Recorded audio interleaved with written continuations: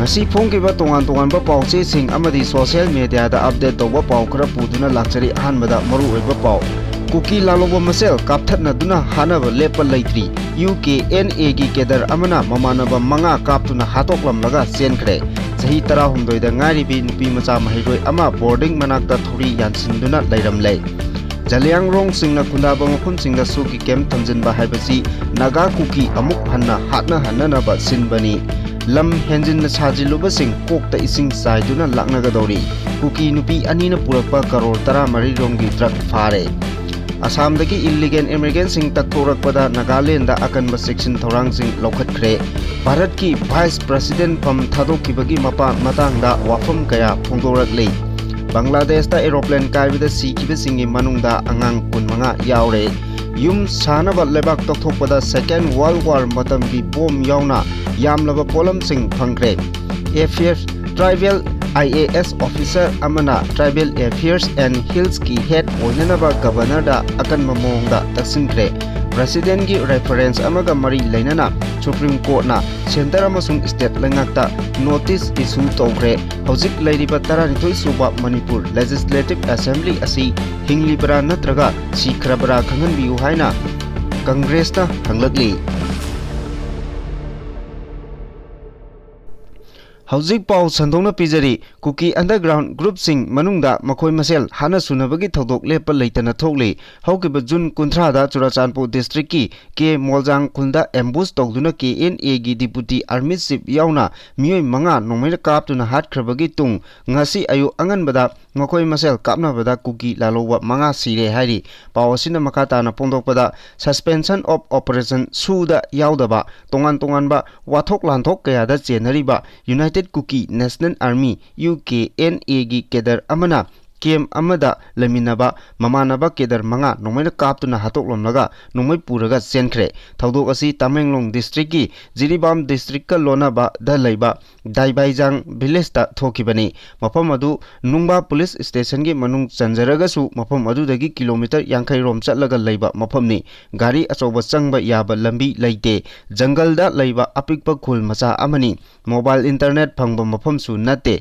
adumakna maram oiraga mafam adu da nungba police ki team ngasi ayuk numit yungba matung phawba changsin bagi paw laikide thajaba yaba mafam dagi phangba paw gi source amana pongdokpada makoi masel hana sunabagi thodok adu ngarang amasung ngasi ahingi lonaba pung ani rom tarakpada thokibani su hari laikidraba kuki khulai paiba kedar sing adugi chapchapa maming mathamak khangdraga su social media da phongdokpagi matung inna rambok koba ama yauri ataina ringo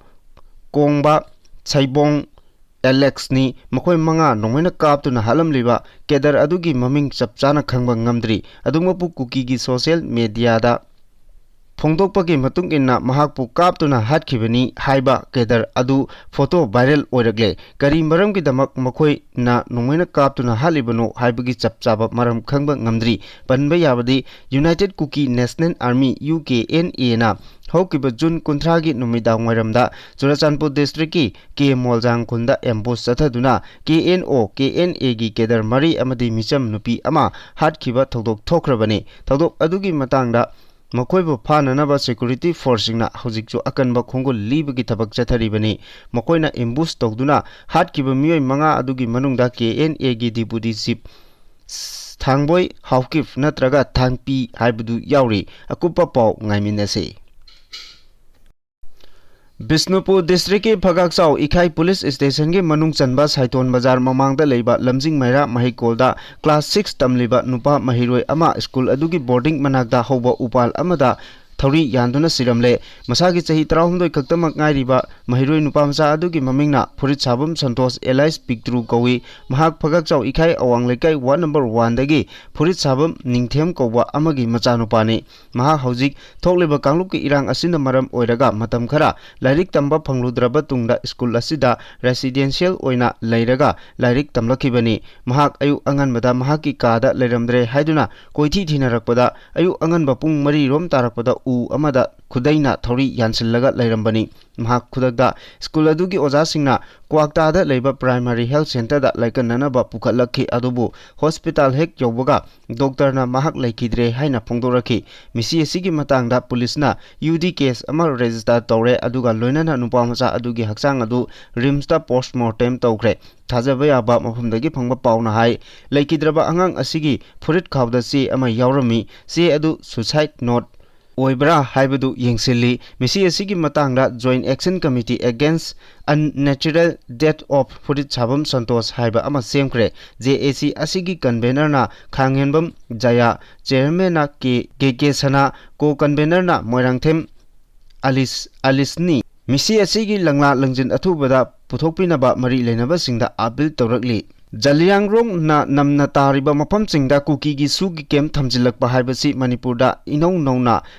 लान थोंगनबा सिनबनी इंग तपल लेहंदनबा कुकी अमसुंग नगा अनिगी मरकदा खनहनबा India लेंगांगना सिनबा थोक्सिलनी हाइना लौई हाइना जलियांगरोंग यूनाइटेड कमिटी मणिपुर की प्रेसिडेंट माइबोन फाउमैना फोंदोक्रे नमदुलोंगदा लेबा पांथोकिबा पाउगी मिफम अमदा महाना मखाताना हाई कुकीसु कांगबुसिंगा वरी सानादुना सुगी केम 13 दगी 8 हंथरकपा हाइबसी अफबा ओइरबसु जलियांगरोंगी जगादा नौना सुगी केम साजिलकपा हाइबसी याबा ngamloi चिन कुकी कांगबुसिंग असि लोंगनम तौबा ngakdeni aduga ngasina जलियांगरोंगी लम कया मखोइगी लमनी हाइना क्लेम तोक्सिलगा जर्मन रोड अमदी टाइगर रोड हाइना मिंग थोंजिलकपा असिदा इंडिया लेंगाक अमदी मणिपुर लेंगाकना तुमिना येंगदुना लेथोकपसि यामना लाइबक थीबनी मखाताना पामदबा थौदोकसिंग थोखलय हाइरबदी सुगी केम्पसिंग असि चुराचानपुर फेजोल नत्रगा टेक्नोपलदा ओइना थंबियु लोइनाना नागा ताबा मफमसिंगदा बन चथरिबा असिदा यूएनसी दा कुकी जो सिंगना तोकननबा अपील तोरकलिबसि यूएनसी हारिबा लुप असि कुकी लुप सिंगी मखादा लैबा नते हाइना फोंदोकरे मबुक मपाउ फबा लोगी वांगमदा थबक तौरगसु करिसु हाइदबा लेंगाक लैरिङैदा मनिंग तौना लम हेंजिलगा साजिलुबा मियोय मयाम अमा एडविक्शन तौननबा पुलिस लाकपदा इसिंग चाइदुना लाकनगदौरे तिदिम लंबी अमदी इंडो बर्मा रोड की सरुक खरदा इम्फाल वेस्ट डिस्ट्रिक्ट की ऑथोरिटीना हदकता चथकिबा एडविक्शन ड्राइव दा मथक्तना युम ओइबा अदुगा मखादना फुटपाथ ओरंबसिंग थुगाइबगा लोइनना अचौबा सेनफमसिंग फाइन थेनबगी थौदोक थोक्रबा तुंगदा थंगाल बाजारदसु एडविक्शन ड्राइव चथबा हौख्रे मसिंग यामलबा पुलिस पर्सनल सिंग पैरामिलिटरी फोर्स अमदी एस्कावेटर मरी संगसिलकपदा युम्बुसिंग अदुना हेंजिलिबा सरुक्तु मखोय सिदोकचगे एस्कावेटरना नमखाइबदी युम निखाइगनी हाइदुना यामना कन्ना हाइजकी मदुना मरम ओइरगा युम मयाम अमा लुपा लिसिंग मंगा लिसिंग 10 ना चिंगबा फाइन थीबगी सेरोलसिंग मखोय मखोयगी युमगी गेटा डिस्ट्रिक्ट ऑथोरिटीना थेलमकी लोइनाना नुमित 15 गी मनुंगदा मसा मसाना सिदोकचगदबनी हाइनसु खंगलमकी पनबा याबदी प्रेसिडेंट रूलगी लेंगाक असिदा चथरिबा एडविक्शन असि चप मानब मियेंग अमदा येंगलगा चथबनीना मियामना चथबिनबा सु मियामना आबुल तोरगले एडविक्शन लोइक्रे हाइना चटख्रबा मफम कयादसु हौजिक युम कयागी मखादा फुटपाथ सिंग लेरी युम मखादा मियाम चटपगा मानरी अमसिसु अमुका येंगसिनबियु हाइरकले मालेमगी थाकता मयाई काबा ड्रग ललोनबगी थौदोक वाथोक कयागी केसता सेनबसिंगी ममिंग पलकपदा कुकीगी कांगबुसी इंडियादा फजना मिंग चटखलकले लेबाक असिगी खा थंगवा सरुकता लेबा बेंगलुरुदा ngarang directorate of revenue intelligence DRI ना कुकी नुपी अनीदगी लुपा करोड़ 13.69 रोंगी ओइगदबा कोकेन किलोग्राम 8 फारे फारबा कुकी नुपी अनी अदु अमना मणिपुरदगिनी अदुगा अतोपा कुकी अमना पुरगी वांगमा हाइबदी मिजोराम दगिनी फारबा मणिपुरी मचा अदुगी ममिंगना लांजुम लुआई कौई अमदी फारबा मिजोराम मचा अदुना लालथांग लियानी कौई इन्वेस्टिगेशन की रिपोर्ट की मतुंग इना मखोय अनिमक interstate smuggling record अमगा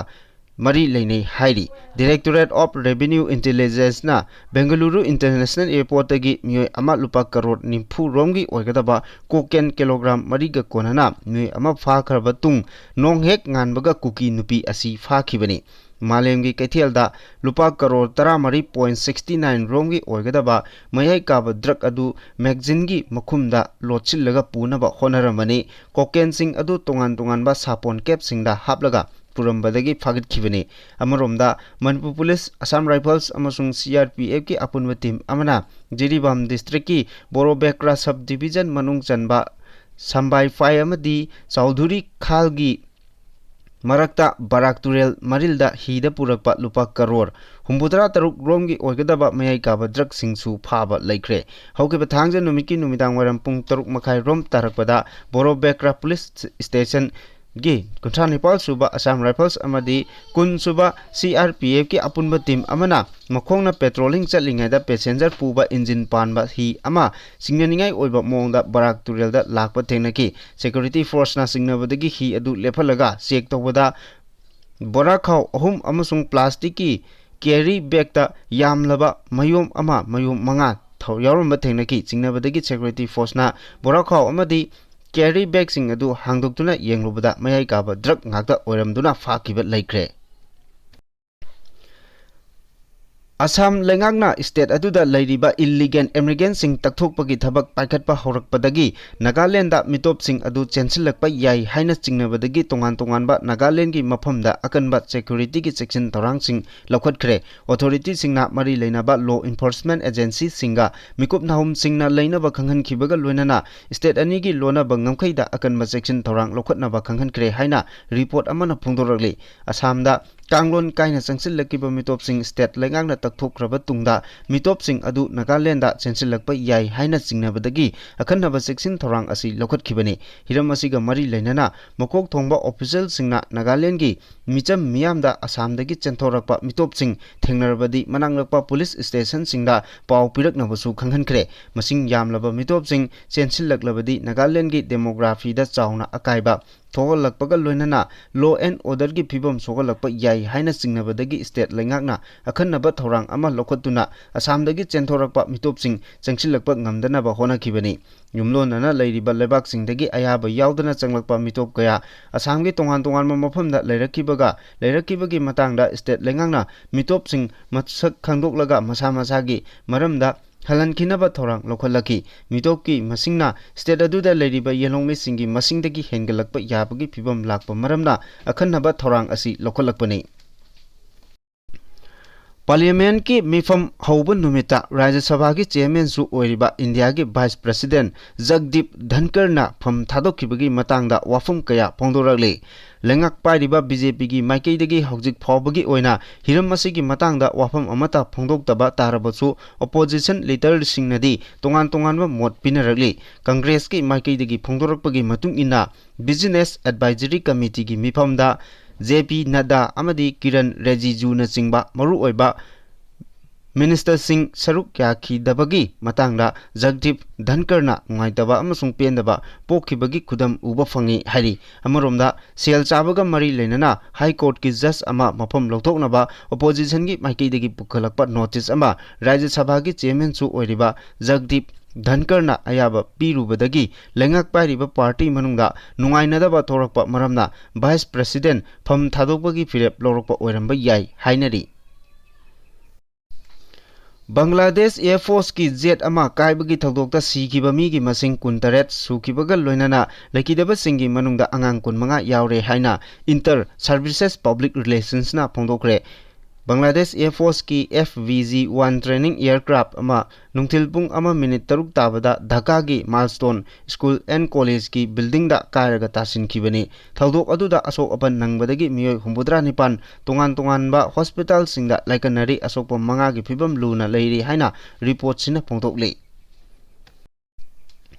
सिंजमई police station की मनुंग चनबा लंगथबालदा युम सानबा लेबाक तौबदा सेकेंड वर्ल्ड वार की मतम की बोम यावना यामलबा पोलम सिंग फंगबा ngमख्रे हाइरी पावसिना मखाताना फोंदोकपदा चौरांगना फुट 4 रोम तौथरबा मतुंगदा यामलबा पोलम सिंग अदु फंगबा ngमखिबनी फंगखिबा पोलम सिंग अदुगी मनुंगदा कोलिंग कारबा एम्प्टी सेल केस वाटर बोतल हैंड ग्रेनेड टीम कैन यावबा अतई मिलिट्री की पोलम कया यावरी हारिबा मिलिट्री की पोलम सिंग असि इम्फालदा सोनखिबा ऐतिहासिक ओइबा लानफमदा लैखिद्रबा एलाइट फोर्स की लानमित सिंगी ओइरंबा याई हाइना थाजनरी ऑफिशियल ओइबा पाव अमना हाइबदा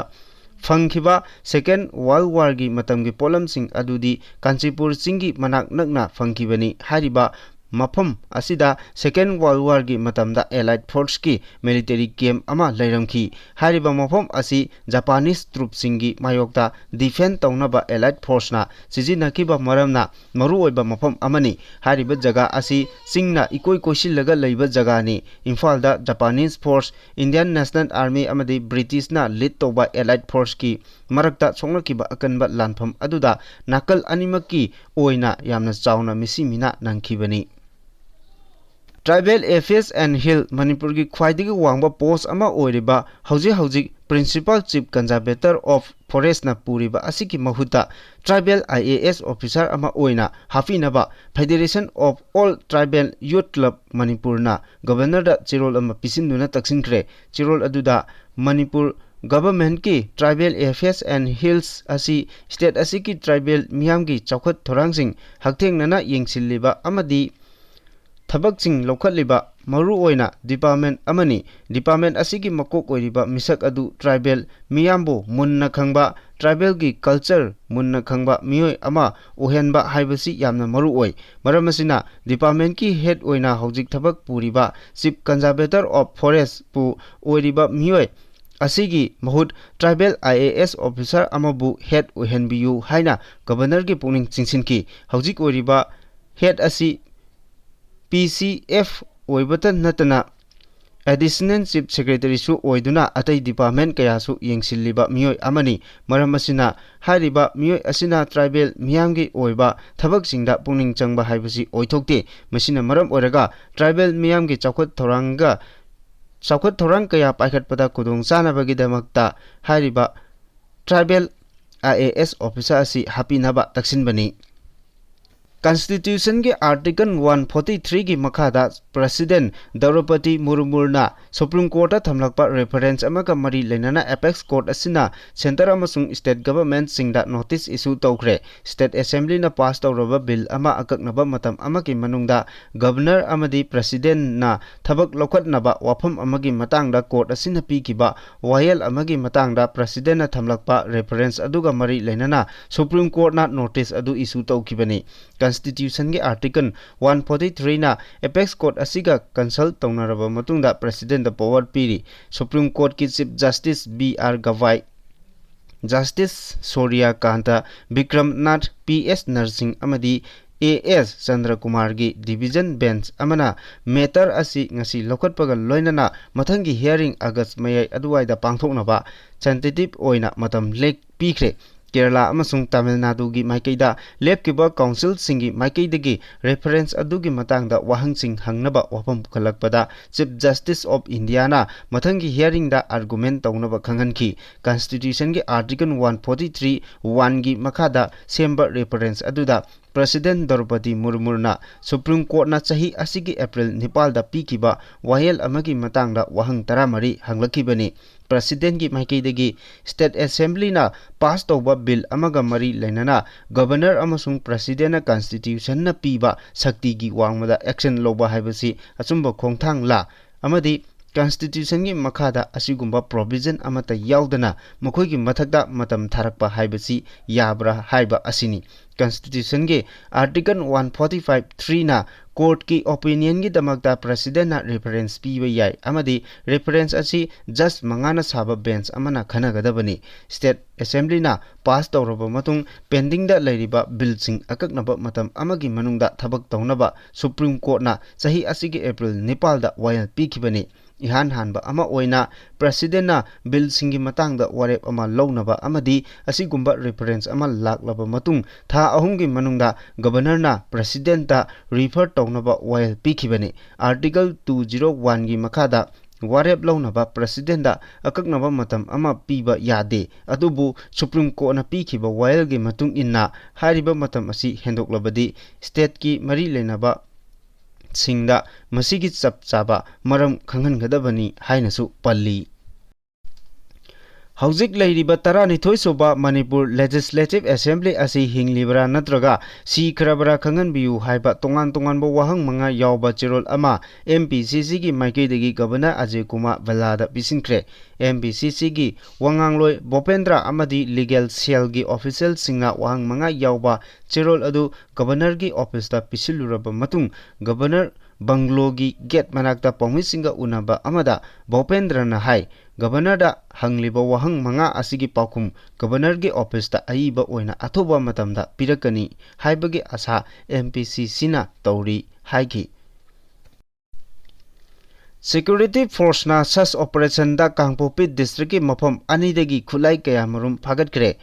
Security force ki kanguna tungan mafam anida haibadi Kaithel Manbi police station ki manung channa leiba Tingkhai Khulen village amadi Kangpopi police station ki manung channa leiba Mauhing village amadi Gangaubung village da search operation chathaba matamda lotsinduna thamlamba nongoi maru na chingba khulai kya marung phagatpa ngamle. Police ki pauna hai Phagalaba polamsing adudi magazine ga konaba insas rifle ama T-side magazine ga konhana 303 rifle ama local made lethot ama machine ga konaba .32 gi pistol ama local made ball action rifle mari Canon Pompis ani M16 rifle ama MA1 assault rifle ama sniper rifle ama 32 bore pistol ama single barrel rifle taret ball action rifle mari pole match rifle taruk improvised mortar ani amadi tube launcher mari ni hairi. Aduga operation aduga phagalaba nomoi marusing adudi 303 gi ammunition manga lethot shell ani 32mm round ball action tara Pompis shell ani 48mm RLHE round ama 7.62 mm gi K blank round humpumathoi single barrel blank round taret amadi 7.62 MSLR blank round kulumdoi ni. Such operation aduda phagalaba explosive sing aduna hand grenade taruk amadi store item da biofing wireless set ama BB plate ani hand set radio set ani 36 hand grenade arming ring ani 36 hand grenade detonator mari sniper rifle magazine ama amadi 32 bore pistol magazine amani hairi.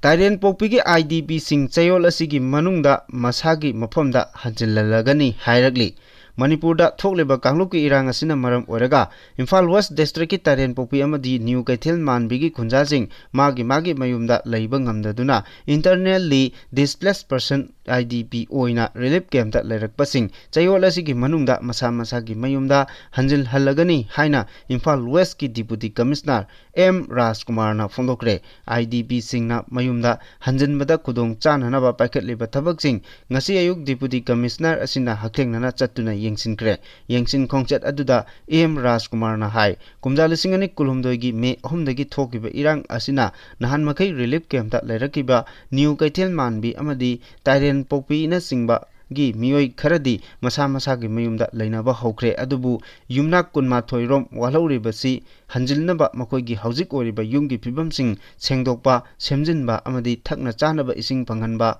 amadi electric pibana singba gi thabak yamna kanna yengsilli. Mahana makata na pongdokpada relief camp ta leiraga hayingmak hekta yumda changlaga nakhoina thokpa leiru cho haiba yaba natabanina makhoina leiru gadaba yumsing adu semjin chajinba taru tanan hanba amadi mai phanganba haibasi tangai fadaba amani. Hairiba pandam asi phangnanaba Manipur lengaki department sing kudam oina harabada power PhD na singbagi staff sing thajinduna thabak tahulli. Yumda hongjinbada tangai fadana sel khara mathok tabasing adusu kaithokpinaba finance department da haijakre. Masigi su mathakta makhoina relief camp ta leiringai da phangba ration amadi atai khudong chabasing adu mayumda hanjinkhre haiduna khudakta kathat piba tawroi makhoi makhata na khudong chabasing adu phangkigani. Hanadagi hauna pibam chadaba mayum kaya amasu yauri makhoi Prime Minister gi yum sabagi scheme gi makhada ahanba priority pinanaba honari makhoi bu khudong thiba thokandaba